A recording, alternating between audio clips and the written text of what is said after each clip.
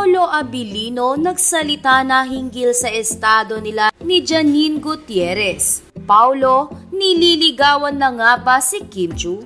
Narito at alamin natin ang buong detalye.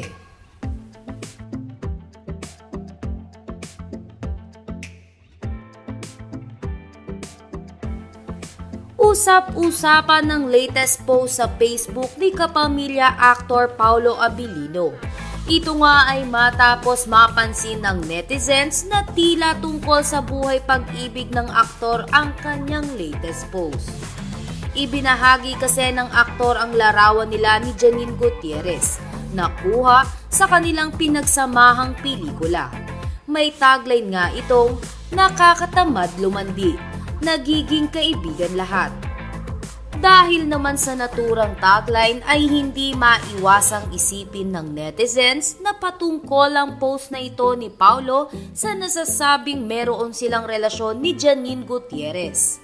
Ani ng netizens ay tila nililinaw at kinaklaro ni Paolo Abilino na magkaibigan lang sila ni Janine Gutierrez.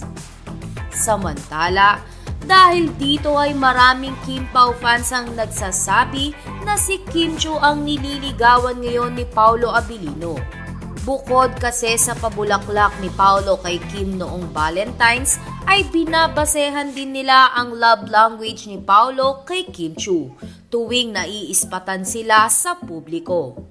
Gayunpaman, hindi naman nagmamadali ang Kim Pao fans kung meron na talagang namamagitan kina Paolo Abilino at Kim Chiu.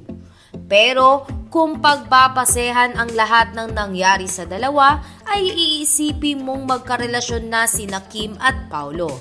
But again, only time will tell kung magkarelasyon na ang dalawa. Ang mahalaga ay masaya sina Kim Chiu at Paolo Abilino sa tinatakbo ng tadhana para sa kanilang dalawa.